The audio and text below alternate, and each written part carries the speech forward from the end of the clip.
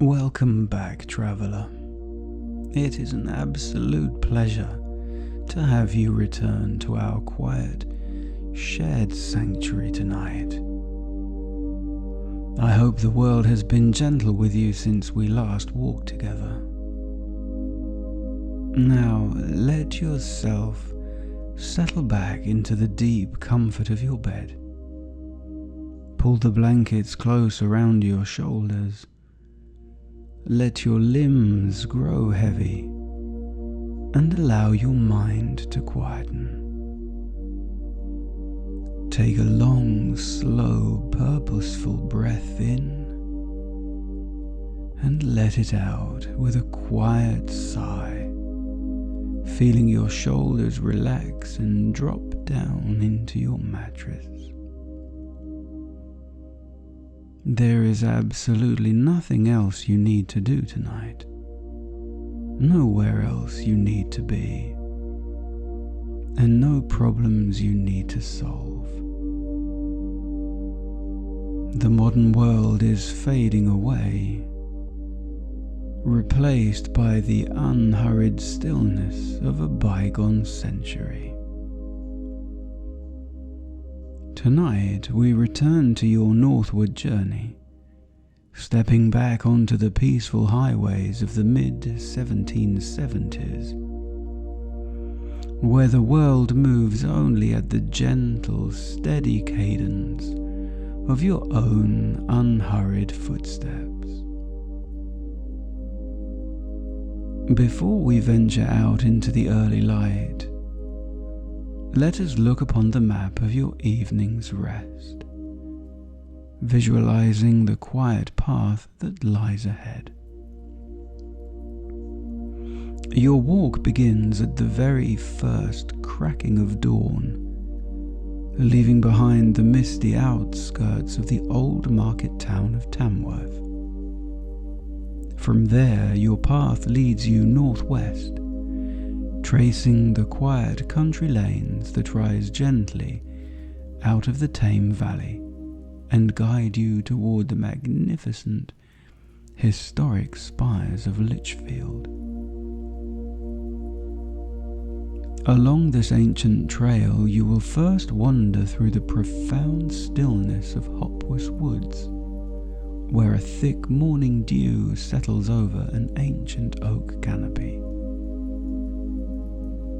Emerging from the forest, you will pause on a weathered timber stile to practice the slow, meticulous craft of a hedgerow botanist, letting a memory of your childhood training bring a deep sense of order and calm to your mind. Your path will then bring you to a quiet halt beside the brick turnpike cottage at Swinfen, where you will listen to the comforting rhythmic tick of the keeper's clock. Climbing higher, you will crest the windy ridge of Borrowcop Hill, where the three magnificent stone spires of Lichfield Cathedral, the ladies of the Vale, first rise peacefully on the distant horizon. As twilight deepens, you will step onto the smooth cobbles of the Cathedral Close, immersing yourself in the shadow-drenched limestone sanctuary, before slipping into the cool, leather-scented air of the ancient library above the chapter house. Finally, you will find absolute sanctuary upon a weathered bench by Minster Pool, watching the moonlight ripple across the glassy water, reflecting the massive spires as your mind drifts off to sleep. There is no rush on this road, no schedule to keep, and no distant destination you must hurry to reach. The air is still. The lanes are perfectly safe. And you are exactly where you belong. let us begin your walk. You step out into the early morning air, leaving the quiet, sleeping outskirts of Tamworth behind you, as you turn your face resolutely toward the northwest. The world at this incredibly early hour is wrapped in a profound, velvety silence, held fast by a thick, milky river fog that has crept silently up from the banks of the River Tame overnight. As you walk, the lane begins to rise, lifting your feet gently out of the damp lowlands of the valley and guiding you toward the dark, ancient silhouette of Hopwas Woods. Here the dawn does not arrive with a sudden jarring burst of light, but rather as a slow, magnificent filtering of silver grey through a vast, unbroken canopy of venerable English oaks. A dense, heavy morning dew has settled over the entire forest, transforming the wild grasses, the tangled thickets of bramble, and the sprawling banks of bracken into shimmering strings of liquid pearls. Every single leaf is weighed down by a pristine, trembling bead of moisture, and the air you breathe is wonderfully rich and clean, carrying the deep, comforting scent of damp leaf mould, ancient moss, and the sharp clarity of a summer morning. Beneath your boots, the dirt path is soft and forgiving, its surface a thick carpet of moss and last year's decayed oak leaves that completely muffles the sound of your progress. Every slow, deliberate step you take is entirely silent in the vast, sleeping woodland, allowing you to maintain an unhurried, patient stride that matches the calm breathing of the earth around you. To your right, the massive, twisted boughs of oaks that were already ancient when the Tudors ruled form a grand living cathedral ceiling high above your head.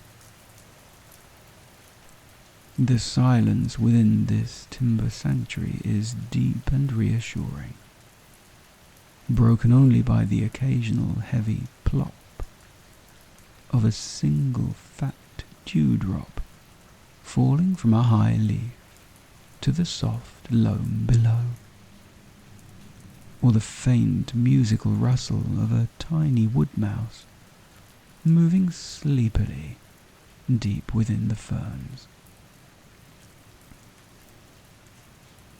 As the pale sun climbs slightly higher behind the far eastern hills, thin ethereal shafts of golden white light begin to pierce the dense green canopy. These gentle beams of light slice through the lingering woodland mist, illuminating floating motes of dust, and turning the damp green moss on the ancient tree trunks into brilliant, glowing emeralds. You pause for a long moment, leaning your hand quietly upon the smooth, weathered wood of your ash walking stick, simply breathing in the immense, timeless peace of the woods. The dampness of the morning settles on your wool cloak in tiny, microscopic beads of dew, making the fabric feel reassuringly heavy, warm and protective against your shoulders. The world feels entirely your own at this hour, as if the forest has been grown over centuries solely for your feet to find rest within its borders. There is absolutely no pressure here, no urgency, and no schedule to keep. The forest has taken hundreds of years to grow into this perfect, tranquil state, and you allow your mind to loosen its grip on the waking world, sinking deeper into a state of total, unbothered tranquility as you listen to the slow dripping of the dawn dew upon the forest floor. You emerge slowly from the deep green shadows of Hopwas Woods, stepping out into the open air, where the path cuts a quiet line through a sweeping expanse of rolling ancient hedgerows. The morning sun is still low and gentle, casting long, soft shadows across the dew-sparkled pastures. Ahead of you, where a low stone wall meets a boundary ditch, you spy a weathered timber stile, its stout ash steps worn smooth and silvered by decades of passing footsteps and seasonal rains. You welcome the opportunity to rest your limbs, slowing your stride to a gentle halt. You slide your heavy canvas travel pack from your shoulders with a slow, deliberate release, letting it rest safely in the tall, damp orchard grass at the base of the wood. You take your seat upon the top step of the stile, letting your legs dangle slightly, and feel the cool, solid comfort of the silvered timber beneath your palms. From the protected depths of your canvas pack, your fingers find and carefully withdraw a well-worn, leather-bound volume. This is your pressing book, a treasured companion on many a long journey.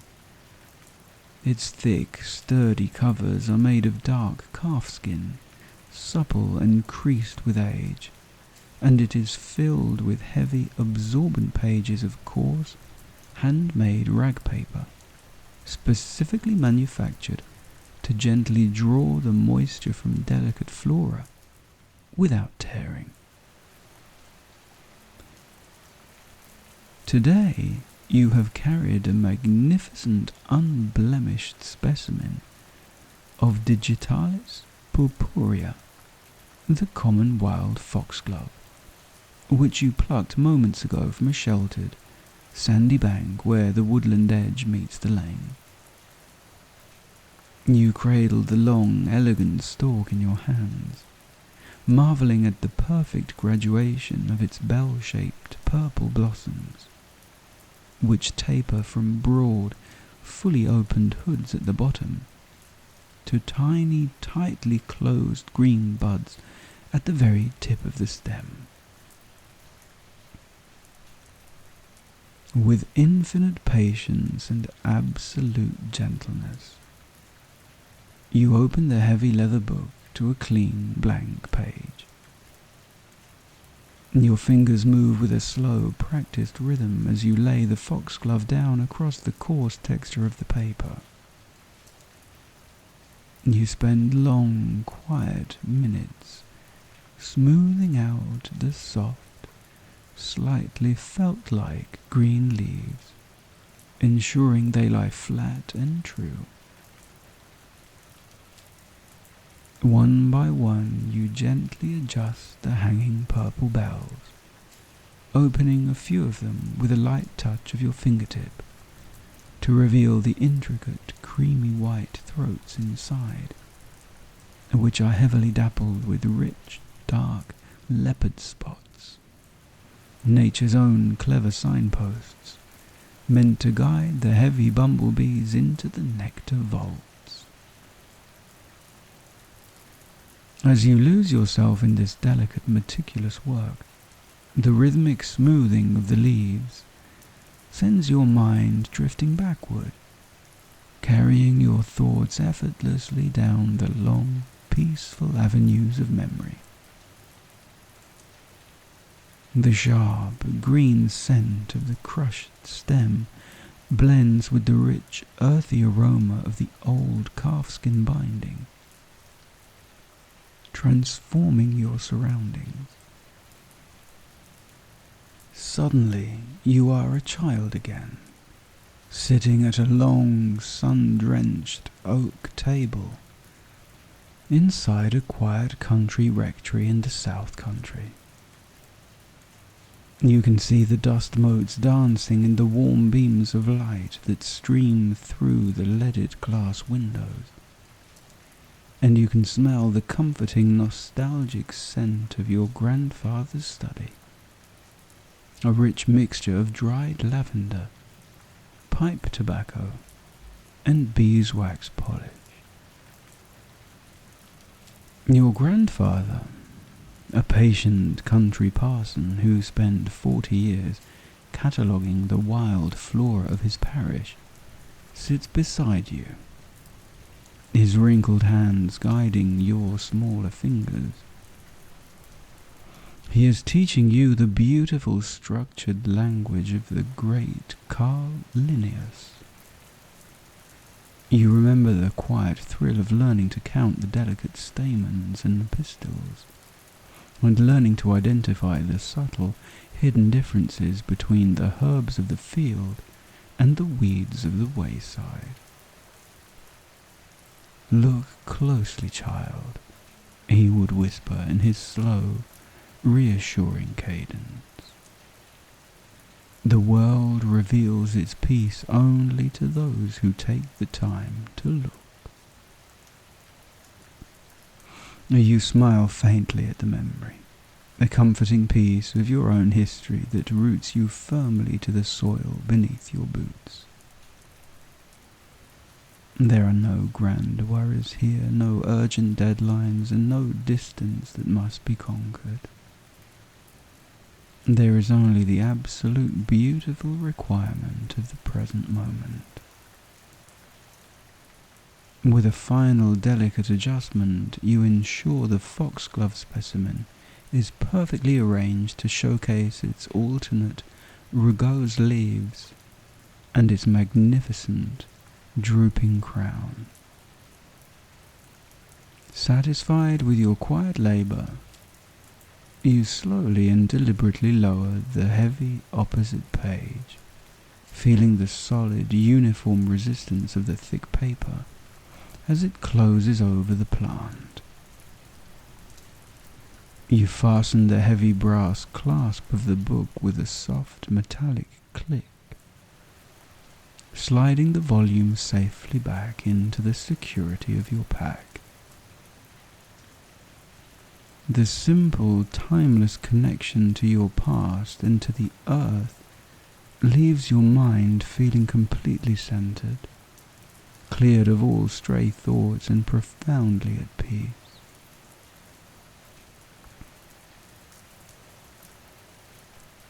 You shoulder your canvas pack once more, feeling the reassuring weight of the leather book resting securely against your back, and step back onto the winding gravel lane. The road gently descends from the open hedgerows, guiding your unhurried feet toward a quiet crossroads at Swinfen.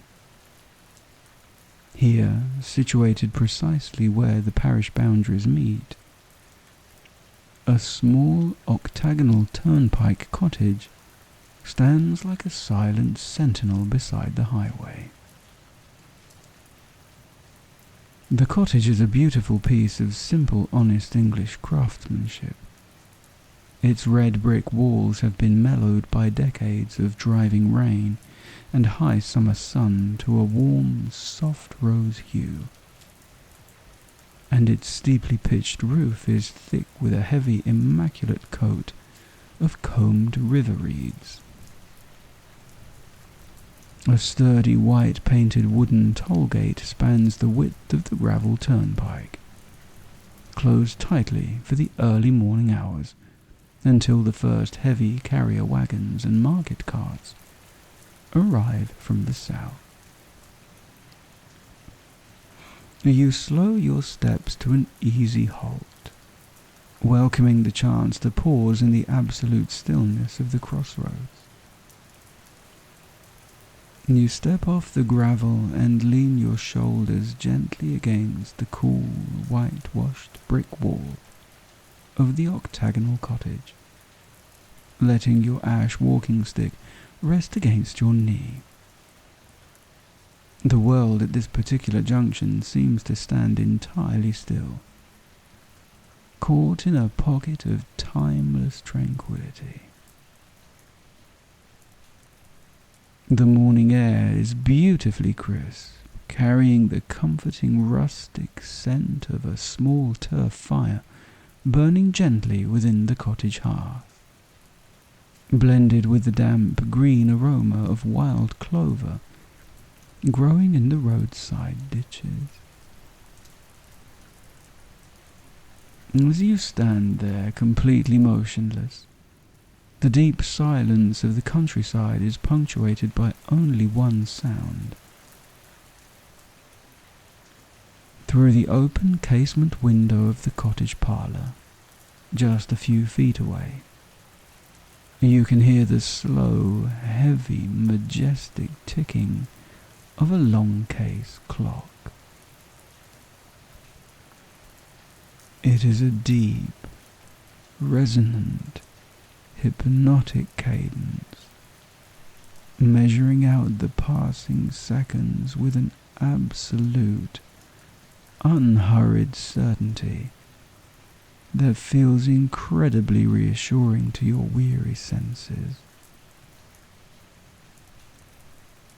The steady wooden heartbeat of the clock acts as a natural anchor for your mind, smoothing away any lingering thoughts of the miles ahead. Overhead, a gentle summer breeze sighs softly through the thick thatch of the roof, producing a faint whispering rush that sounds remarkably like the distant, rhythmic turning of pages in a massive book. The gatekeeper is nowhere to be seen, likely sitting contentedly by his hearth with a morning mug of small beer, or tending to his kettle in the quiet kitchen. You are completely unbothered by the wait.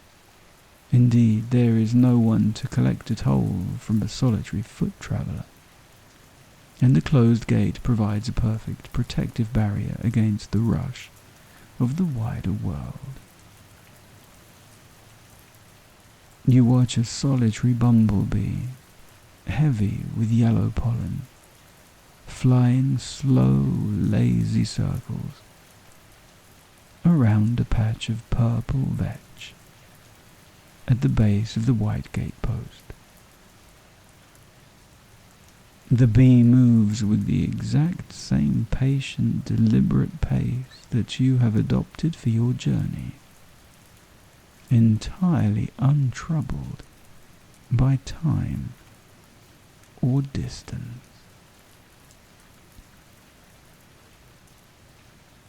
You close your eyes for a few long moments, letting the repetitive melody of the clock and the whispering thatch wash completely over you. There are no demands on your time here, no expectations, and no schedules to keep. There is only the cool brick against your back, the soft warmth of the rising sun on your face, and the immense, settling comfort of a world that moves only as fast as a swinging pendulum. leaving the steady hypnotic ticking of the turnpike clock behind you. You step away from the rose-brick cottage and begin the long gradual ascent up the southeastern flanks of Borrowcop Hill. The path here narrows significantly, shifting from the wide gravel of the turnpike into an ancient, deeply rutted trackway that winds its way through high clay banks. These banks are completely overgrown with a wild, fragrant tapestry of creeping thyme, yellow gorse, and tangled sweetbriar, which release a warm, honey-like perfume into the air as the morning sun begins to heat the earth. You walk with a slow, deliberate stride, leaning into the slope and letting your breath find a rhythmic, easy cadence that matches the gentle incline of the hill. With every step upward, the air becomes lighter, crisper, and more vibrant, lifting the last remnants of the low-lying valley mists from your mind. At last your boots clear the final rise, and you step out onto the broad, grassy crest of the high ridge. The moment you gain the summit, the entire world seems to open up before you in a breathtaking panoramic expanse of rolling Staffordshire countryside that stretches out for uninterrupted miles in every direction. A soft, steady, and unremarkably cooling breeze sweeps across the exposed hilltop, moving with an unhurried fluidity through the tall, sun-bleached grasses and the thick, dense patches of whispering reeds that ring the ancient earthworks of the summit. The sound of the wind through these reeds is an absolute marvel of natural tranquility. It creates a continuous soothing and rhythmic hiss, a soft shush that rises and falls in perfect harmony with the breeze, sounding precisely like the gentle retreat of small, lazy waves over a flat, pebbled shoreline. You bring your steps to a gentle halt, shading your eyes with the palm of your hand against the bright morning sky, and turn your gaze toward the northwest. There, rising peacefully out of the low, violet-tinged mists of the distant valley floor, the three magnificent soaring stone spires of Lichfield Cathedral cut a strikingly beautiful serene silhouette against the horizon. Known far and wide across the Midlands as the Ladies of the Vale, they present an image of perfect, harmonious grace. Built from a deep, warm Sherwood sandstone, the elegant spires seem to catch the morning light perfectly, glowing with a soft inner amber warmth even from this great distance. The two matching spires on the western front stand close together like silent guardians, while the great central spire rises majestically behind them, forming a flawless triangular monument of medieval craftsmanship that anchors the entire landscape. From this high, isolated vantage point, the cathedral and its surrounding town look completely detached from the noise and friction of the mortal world, resting like a silent, redstone kingdom in a vast sea of dark green hedgerows, fertile fields, and ancient, sprawling woodlands. You find a large, smooth, flat stone amidst the whispering reeds, and sit down slowly, resting your elbows on your knees and letting your chin rest upon your hands.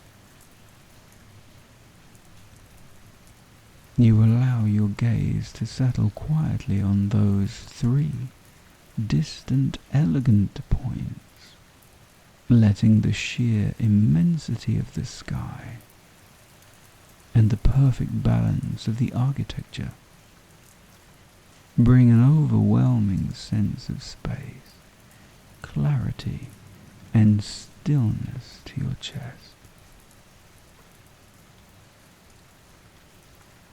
The wind continues its soft, repetitive whispering through the reeds around your seat, effortlessly erasing every stray thought and lingering worry from your mind,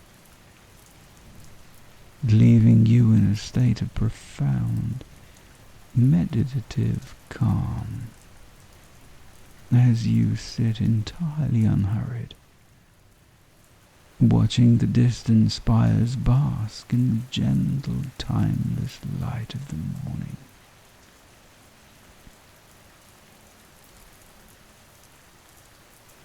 By the time you complete your descent from the high ridge of Borrowcop Hill and wander through the outer lanes of the old city, the long golden fingers of late afternoon have dissolved completely into a deep, cool and shadow-drenched twilight. You leave the quiet market squares behind and step through the heavy ancient stone archway that marks the boundary of the sacred precinct. The moment you cross this threshold into the Cathedral Close, the remaining noises of the town fade away into an absolute, reverent silence. The ground beneath your boots changes instantly from the soft dirt of the country lanes to the solid, uneven texture of ancient, water-worn cobbles.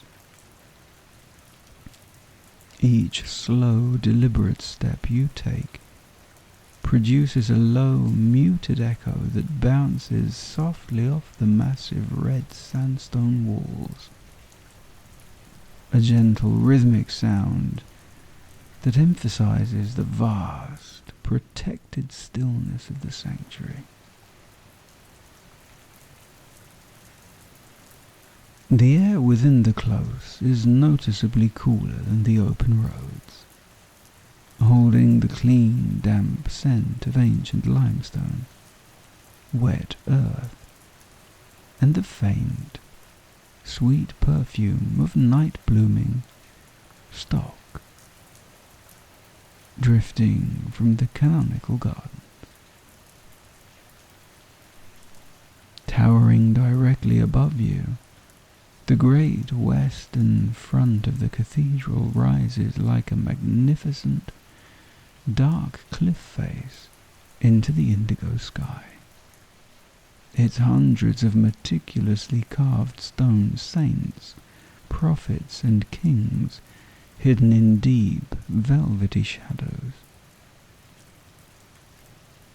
The sandstone, which looked so warm and amber from the heights of the hill, has now deepened into a rich, dark plum and charcoal colour, beautifully absorbing the last faint violet light of the western horizon. You walk with an incredibly slow, deliberate stride, your eyes tracing the massive sweeping buttresses and the elegant, pointed tracery of the great windows, all completely silent and still in the gathering dark.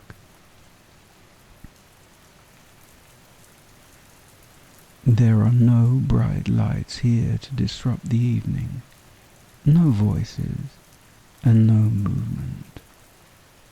The grand, historic houses of the bishops and canons that ring the perimeter of the close are dark and quiet, their leaded glass windows reflecting the deep, solid blue of the evening sky. It feels as though time itself has been completely suspended within these stone walls, creating a profound protective shield where the friction of the outside world cannot penetrate. You breathe in the cool, stone-scented air, letting your shoulders drop as you feel the immense, grounding weight of centuries of devotion and craftsmanship holding the space in perfect, undisturbed peace.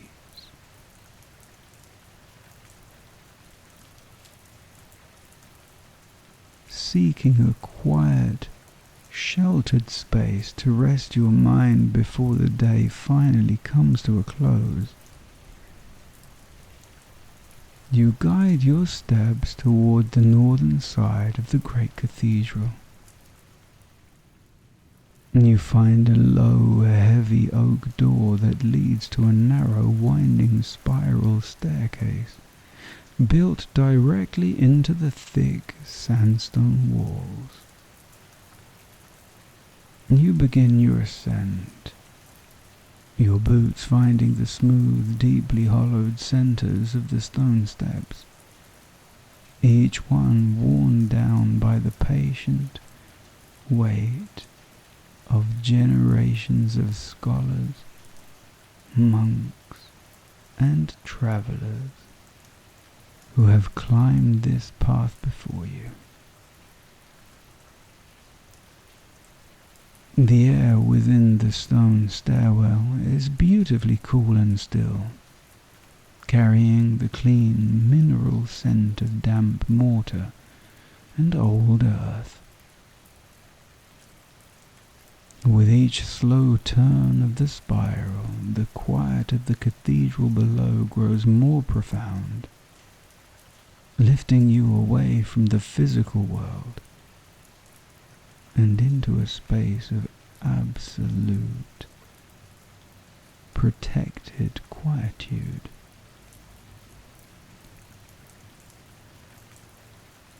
As you reach the top of the stairs, you step through a low, arched doorway and find yourself within the magnificent library, situated directly above the 10-sided chapter house. The moment your feet cross the threshold, you are instantly enveloped by an atmosphere of deep, scholarly calm and timeless comfort.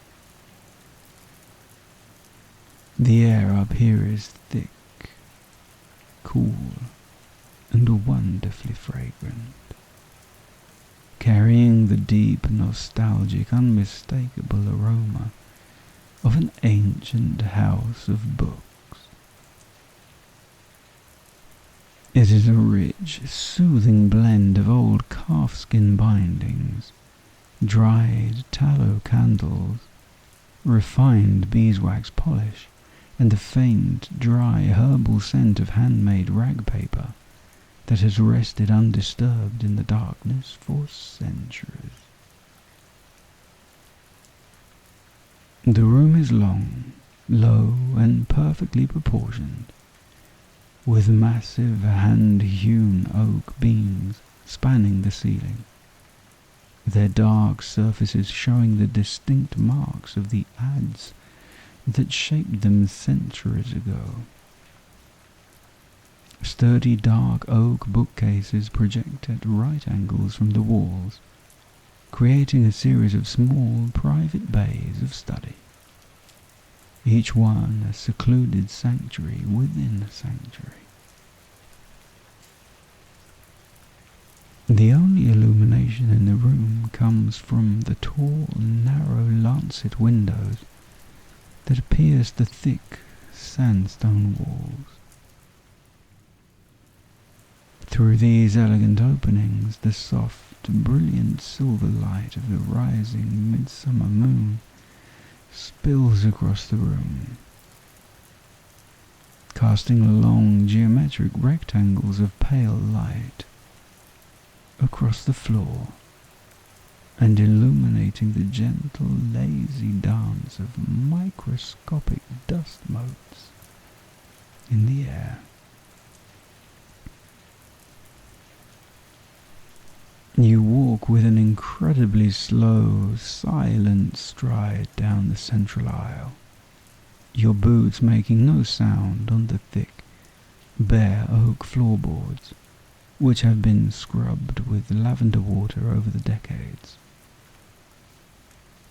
You extend your hand, your fingers lightly brushing against the spines of the great volumes that line the shelves. There are massive folios of theology, ancient Latin histories, and hand-copied medieval manuscripts, their heavy leather spines stamped with faded gold leaf that catches the silver moonlight as you pass. You find a heavy, high-backed oak chair tucked into a quiet, shadow-drenched corner bay, and sit down slowly, letting your head rest back against the smooth, dark timber.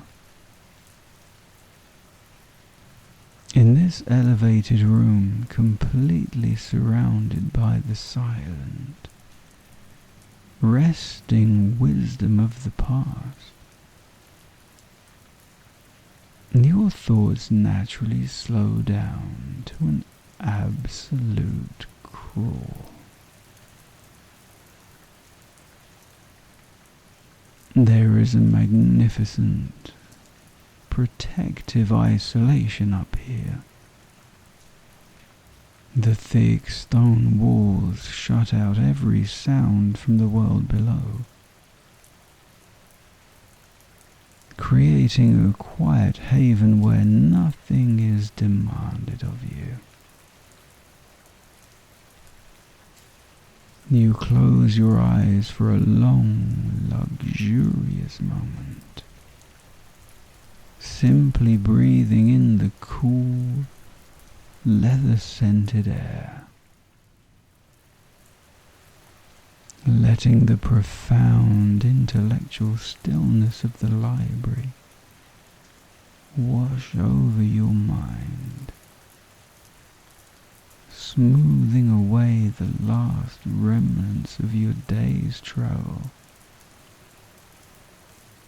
until your mind is as perfectly still and undisturbed as the books upon the shelves.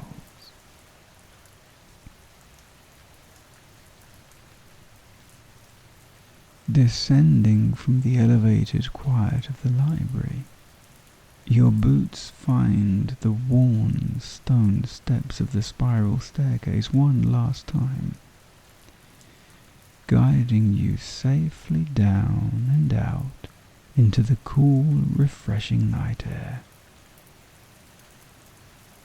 You leave the towering walls of the close behind, walking with a slow, heavy-limbed stride that signals your readiness for sleep.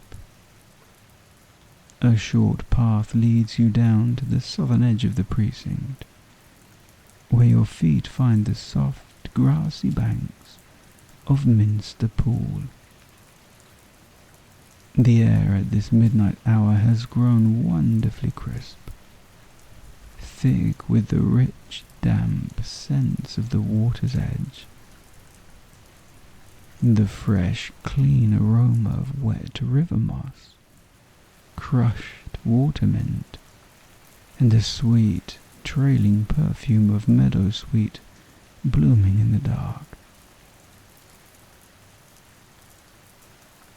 You find a weathered, silvered timber bench sitting quietly under the drooping branches of a willow tree, right at the water's edge.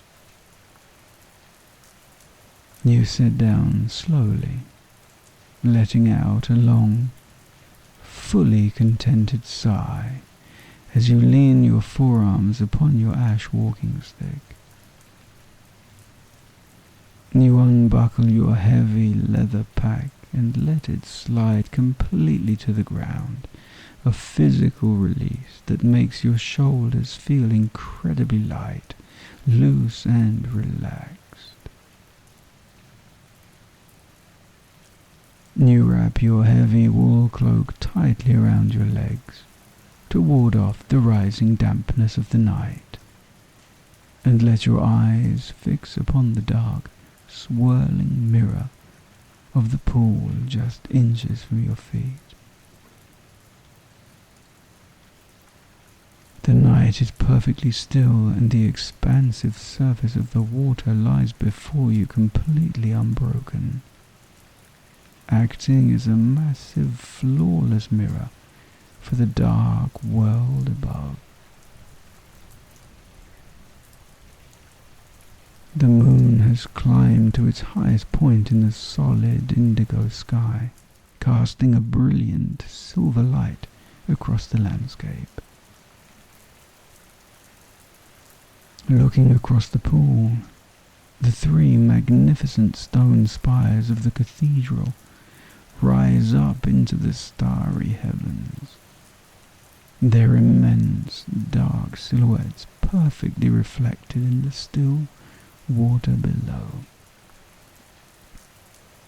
Every line of the ancient sandstone, every delicate, pointed detail of the ladies of the Vale is duplicated with absolute clarity on the surface of the pool, creating a beautiful upside-down stone kingdom that floats in the dark.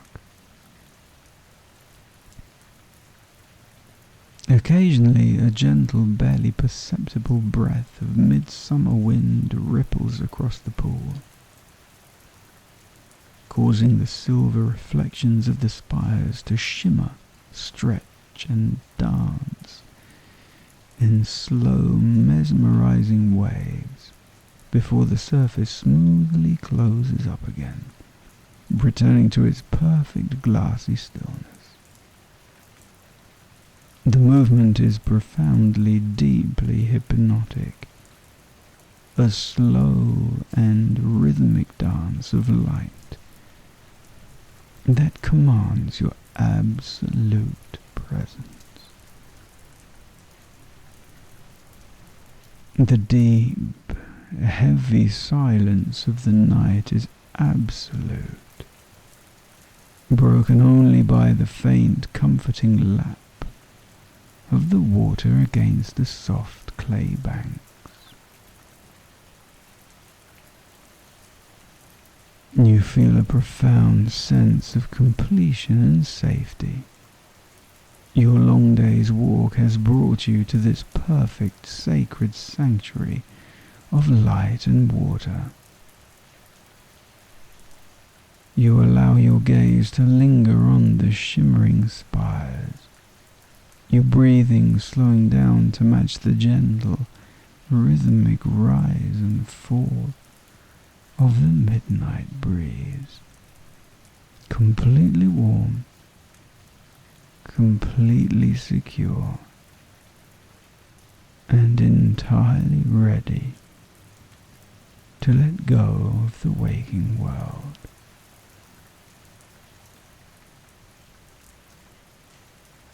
Now, let the imagery of the river and the stone spires fade into a soft, dark background. Your journey for the day is entirely complete. The miles are behind you. The destination has been reached, and there is nothing more you need to do, think about, or achieve tonight. You are completely safe, perfectly warm, and entirely permitted to rest.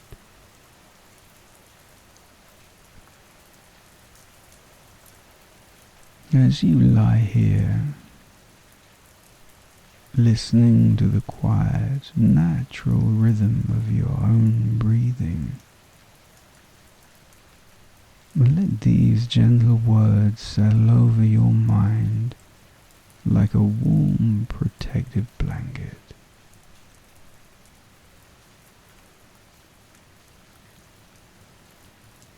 You have walked a long and honourable road today, and your body has earned this deep, restorative rest.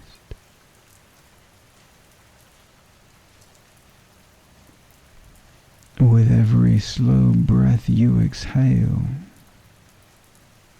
you release the last remaining tension from your shoulders and let your mind sink deeper into the stillness.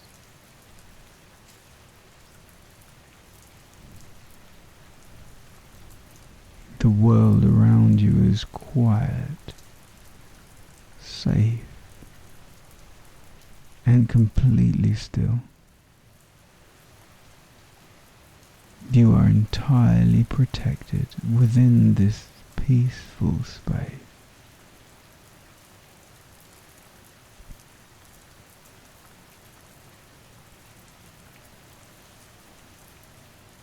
You do not need to carry the weight of tomorrow. Tonight, your only task is to let go and be carried by the dark.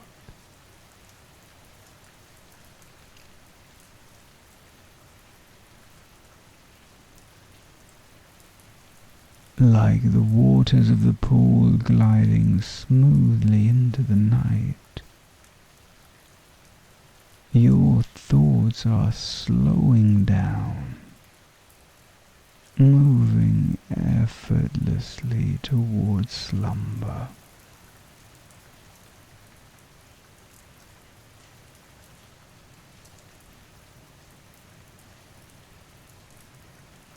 You are warm. You are comfortable. And you are exactly where you belong.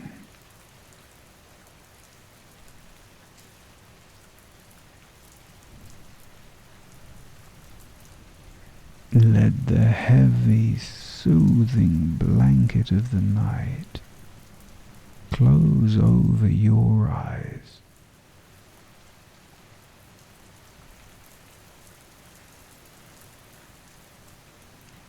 Sleep now, deep, peaceful, and undisturbed sleep.